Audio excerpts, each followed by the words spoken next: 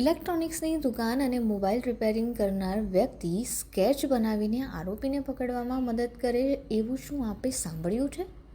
હા, આવું ચોક્કસથી થયું છે. ગુજરાત પોલીસને અંદાજે 700 જેટલા કેસમાં સ્કેચ બનાવીને ગુનેગારને શોધવામાં મદદ કરનાર સુરતના દીપેન જગીવાલા કોઈ પ્રોફેશનલ આર્ટિસ્ટ નથી. તેમ છતાં પણ તેઓ જે રીતે સ્કેચ તૈયાર કરે છે તેને લઈને ભલભલા કેસના આરોપીઓ કલાકના સમયમાં જ પોલીસના હાથે ઝડપાઈ જાય છે. તેમના સ્કેચની મદદ અને અન્ય પુરાવાઓને કારણે પોલીસ જલ્દીથી જ કેસ સોલ્વ કરી શકે છે.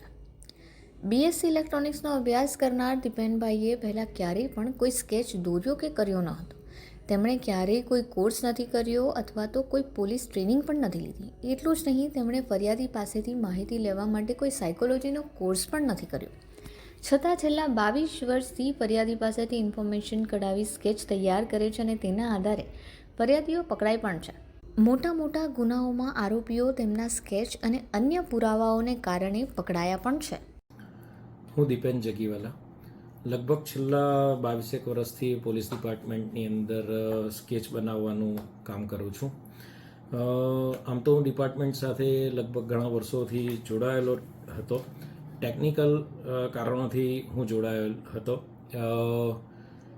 મોબાઈલ ફોન રેકોર્ડિંગ માટેના એના ઇન્સ્ટ્રુમેન્ટ બનાવી આપતો હતો. ત્યાર પછી કોઈ એક કેસની અંદર એવી જરૂર જણાઈ કે આરોપીના સ્કેચ બનાવવા છે અને કોઈ સ્કેચ મેકર ન હતું, તો મેં જાતે ટ્રાય કરી જોઈ અને એમાં મને સફળતા મળી.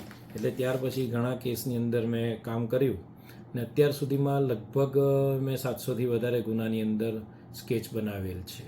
છેલ્લા 22 વર્ષથી પોલીસ વિભાગ માટે સ્કેચ બનાવવાનું કામ કરતા દીપેનભાઈ ટેકનિકલ કારણોને કારણે પોલીસ વિભાગ સાથે વર્ષો પહેલાં જોડાયા હતા. મોબાઈલ ફોન રેકોર્ડિંગના ઇન્સ્ટ્રુમેન્ટ બનાવતા હતા. તે સમયે કોઈ એવા રેકોર્ડિંગ ઇન્સ્ટ્રુમેન્ટ ન હતા, ત્યારે તેઓ એ પ્રમાણેના ઇન્સ્ટ્રુમેન્ટ બનાવીને પોલીસ પ્રશાસનને મદદ કરતા હતા. એકવાર આરોપીના સ્કેચ બનાવવાની જરૂર જણાય અને તે સમયે કોઈ સ્કેચ મેકર હતા પણ નહીં, જેને લઈને તેમણે પ્રયત્ન કર્યો અને પહેલા જ પ્રયત્નમાં તેમને સફળતા મળી.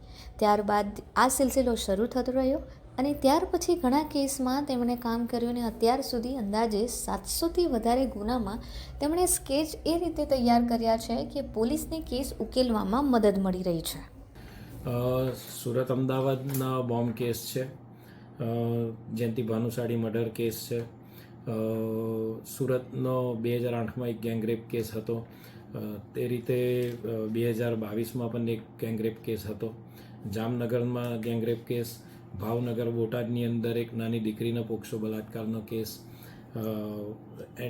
મુન્દ્રા પોર્ટ ગત વર્ષમાં મુન્દ્રા પોર્ટની અંદર એનડીપીએસનો જે 24,000 કરોડનો ડ્રગ્સ કેસ હતો તેમાં ડીઆરઆઈની અંદર, એ રીતે જ એનઆઈએ અને એટીએસની અંદરના કેસો સાથે હાલમાં વડોદરા બાયલી પોલીસ સ્ટેશનમાંનો ગેંગરેપ કેસ ને કોસંબાની અંદરનો ગેંગરેપ કેસ છે. સાથે પાવાગઢની અંદર હમણાં મંદિરમાં જે ચોરી થઈ હતી તેના સ્કેચ બનાવેલ હતા. વ્યારાની અંદર એટીએમની ચોરીનો હતો તેના એ હતા ને હમણાં રિસન્ટલી પારડી પોલીસ સ્ટેશનમાં દુષ્કર્મ અને મર્ડરનો કેસ હતો, તેના સ્કેચ બનાવેલ. તેમણે માત્ર સુરત શહેરના જ ચકચારી કેસોમાં નહીં પરંતુ અમદાવાદ, વડોદરા, ભાવનગર, જામનગર, બોટાદ જેવા અનેક જિલ્લાઓમાં થયેલા ચકચારી કેસોમાં મહત્વની ભૂમિકા ભજવી છે. તેમના સ્કેચ બનાવીને આરોપી સુધી પહોંચાડવામાં પોલીસની મદદ કરી છે. મેં કોઈ પ્રોફેશનલ ટ્રેનિંગ નથી લીધી. લગભગ 80% જેવો સક્સેસ રેશિયો છે ને જેની અંદર આરોપી પકડાય છે ત્યારે આરોપીનો ચહેરો ને મારા બનાવેલ સ્કેચની અંદર લગભગ 80થી 85% જેટલી સામ્યતા આવે છે. તકલીફમાં જ્યારે સ્કેચ બનાવવાનો હોય છે ત્યારે મોટે ભાગે સામે ફરિયાદી કે સાક્ષી એમ જ કહેતા હોય કે 1 સેકન્ડમાં થઈ ગયું કે ખૂબ જ અંધારું હતું, અમને કંઈ યાદ નથી. સાથે વર્ણન આપનાર કે ભોગ બનનાર જુદી જુદી ઉંમરના હોય છે, નાનું બાળક પણ હોઈ શકે કે મોટી ઉંમરનો વૃદ્ધ હોઈ શકે, તો તેઓની પાસેથી વર્ણન લેવું ખૂબ જ ધીરજથી શાંતિથી વાત કરીને લેવું પડે છે. સાથે કોઈ ઘણા કેસોની અંદર આરોપી પાસેથી સહ આરોપીનો પણ સ્કેચ લેવાનો હોય, બનાવડાવવાનો હોય છે, તો એ અમને ગુમરાહ તો નથી કરી રહ્યો એ દરેક બાબતનું પણ ધ્યાન રાખવું પડે છે.